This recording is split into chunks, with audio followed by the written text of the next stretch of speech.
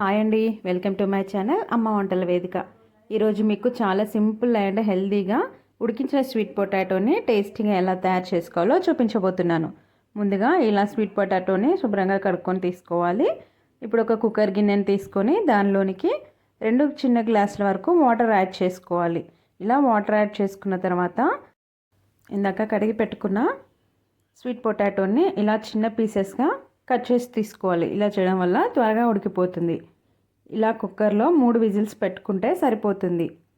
తర్వాత మూత తీసాక ఒక ఫోర్క్ తోటి ఇలా గుచ్చినట్లయితే మనకి పర్ఫెక్ట్గా కుక్ అయిందా లేదా అనేది తెలుస్తుంది. ఇప్పుడు వేరే ప్లేట్లోకి తీసుకొని దీనిపైన ఉన్న పొట్టంతా కూడా రిమూవ్ చేసేయాలి. ఒకవేళ మీకు స్వీట్తో కావాలనుకుంటే బెల్లం యాడ్ చేసుకొని ఉడికించుకుంటే సరిపోతుంది. ఈ స్వీట్ పొటాటోలో ఉన్న ఫైబర్ వలన జీర్ణక్రియ సహజంగా మెరుగుపడుతుంది. తక్కువ క్యాలరీస్ ఉండడం వల్ల డైట్లో ఉన్న వారికి కూడా మంచి ఆహారం. పొటాషియం అధికంగా ఉండటం వలన రక్తపోటు నియంత్రించడంలో కూడా సహాయపడుతుంది. చూసారు కదా, ఇప్పుడు ఇలా పీల్ చేసిన స్వీట్ పొటాటోని ఇలా తినగలిగేలా చిన్న చిన్న ముక్కలుగా కట్ చేసి తీసుకోవాలి.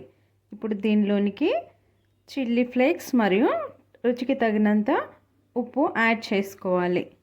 మీరు కావాలనుకుంటే నిమ్మరసం కూడా యాడ్ చేసుకోవచ్చు. డైట్ చేసేవారు ఇది బ్రేక్ఫాస్ట్గా అయినా లేదంటే స్నాక్గా అయినా తీసుకోవచ్చు.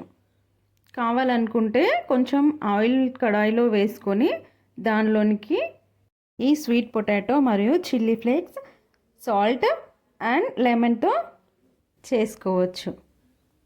కానీ డైట్లో ఉన్నవారు ఇలా తీసుకుంటేనే బెటర్గా ఉంటుంది.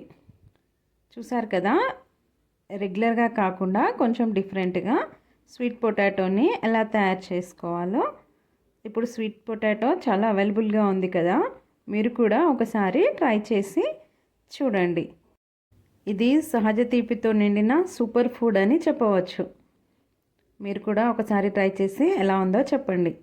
మరిన్ని ఇలాంటి హెల్తీ రెసిపీస్ కోసం మన అమ్మ వంటల వేదిక ఛానల్ని సబ్స్క్రైబ్ చేసుకోండి. Thank you so much for watching.